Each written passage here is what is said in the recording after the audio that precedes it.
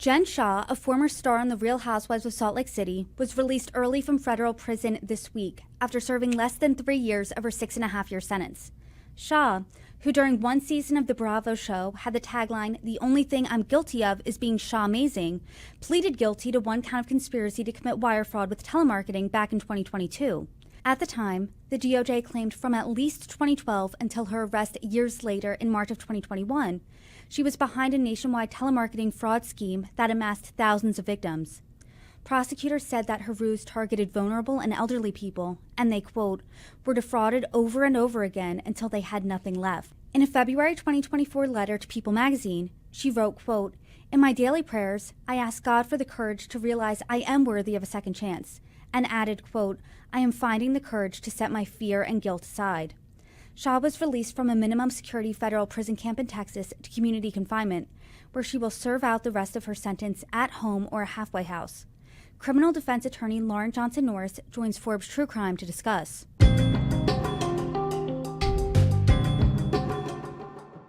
Hi, everybody. I'm Brittany Lewis, the host of Forbes True Crime. Joining me once again is criminal defense attorney Lauren Johnson-Norris. Lauren, thanks so much for joining me.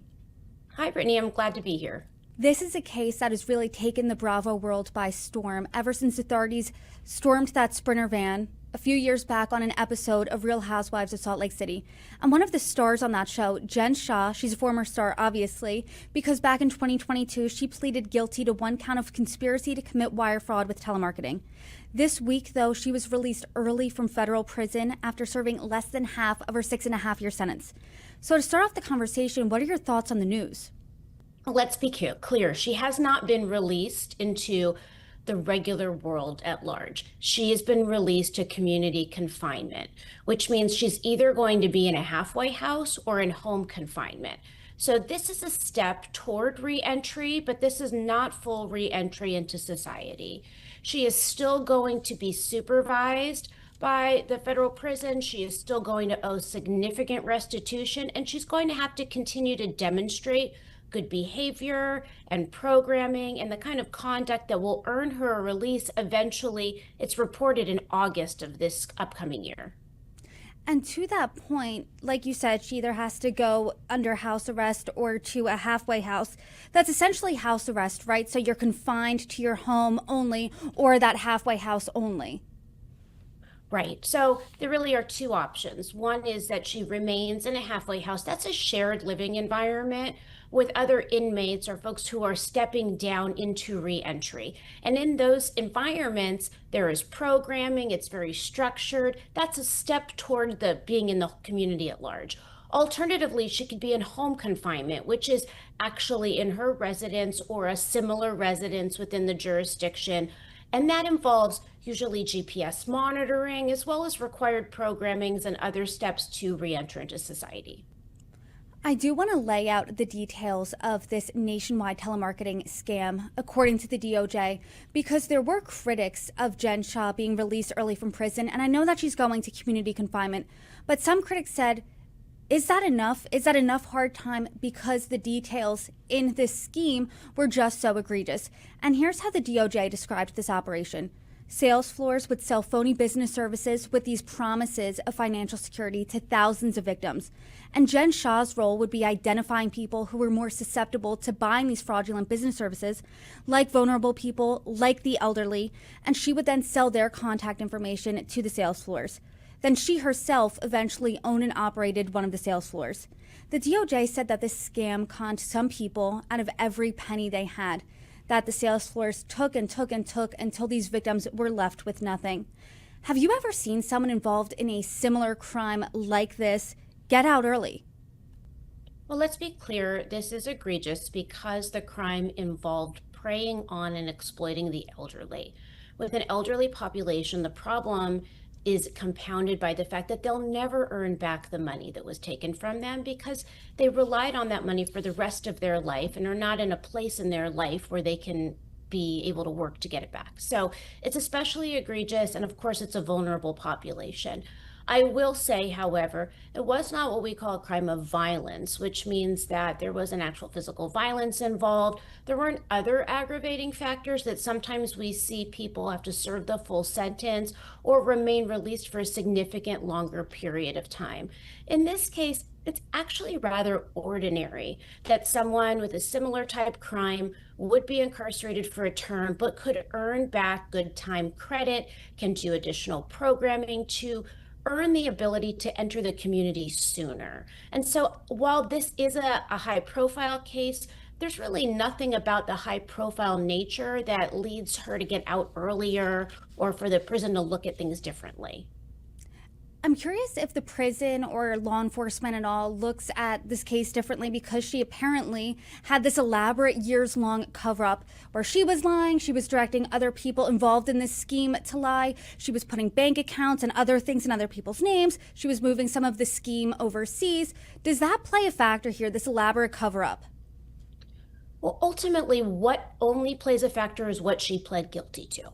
And what she pled guilty to was the attempted wire fraud. So within the parameters of that, she's sentenced and then earns her reentry into society. But because accounts were dismissed, she ultimately negotiated for this plea bargain and got sentenced accordingly. That's going to be the focus of the DOJ. And according to People magazine, her sentence was reduced a few times, and that was, quote, a decision the Bureau of Prisons attributed to good behavior, participation in prison programming, and financial payments she has begun making to victims. What are your thoughts on that, A? And B, do you think that her community confinement could be reduced even more if she keeps doing that? Well, we want people who are incarcerated to demonstrate good behavior. We want them to not create problems in a prison. We want them to show that they eventually can reenter society safely. So she sort of did everything that we would ask of her in that environment and maybe more because she's earned the ability to step down into her custodial status. The next question will be, will she maintain that or even improve upon that to earn an earlier release? All of that is possible. I think it's projected she'll be released in August of this year, but it certainly is possible she could earn even more credit by behaving in a way that is exceptional. And I know that sometimes when celebrities are found guilty or pleaded guilty to a crime, it seems like the judge really wants to throw the book at them, make an example of them. Do you think that's the case here? Do you think her celebrity played a factor at all either way? You know, we have many celebrities in the criminal justice system. I comment on them, you host those stories, but ultimately, the criminal justice system cannot favor or disfavor celebrities who, if that's not related at all to the crime. What we see here is someone who participated in this fraud scheme, pled guilty to a crime, and their sentence should be proportionate to that only. So I didn't see in this case she was favored or disfavored. It looks like a pretty typical sort of fraud punishment. And I want to talk about what came additional to her jail sentence. She was also ordered to surrender $6.5 million, 30 luxury items, 78 counterfeit luxury items, and pay close to $6.7 million in restitution. Does that all still play in effect? Does she still have to do that? She absolutely does have to pay her restitution. So she not only owes restitution, but the government seized and through asset forfeiture, obtained lots of money, all of these luxury items. And the reason that they do that is because sometimes people will discard those items, hide those items so they don't have to pay back restitution. That is a way for the government to ensure that a value has been met. Now, I don't know the value of all of those bags, but we can assume it's a lot. Those are a lot of luxury items, and she'll be required to hand all of that over and pay back the money. And I know that the point of, you going to jail, you do the crime, you do the time, and then once you do the time, you're allowed to come back, re-enter society. I'm just thinking about those elderly people that were scammed out of their life savings, every penny to their name, everything that they had. I mean, do you think that this was the appropriate punishment? Do you think that that was enough hard time for her? Because these people are left essentially destitute and she gets to go home early. Well, the goal of restitution is to make the victims whole. So the money that's obtained as restitution from her should proportionately go back to those victims.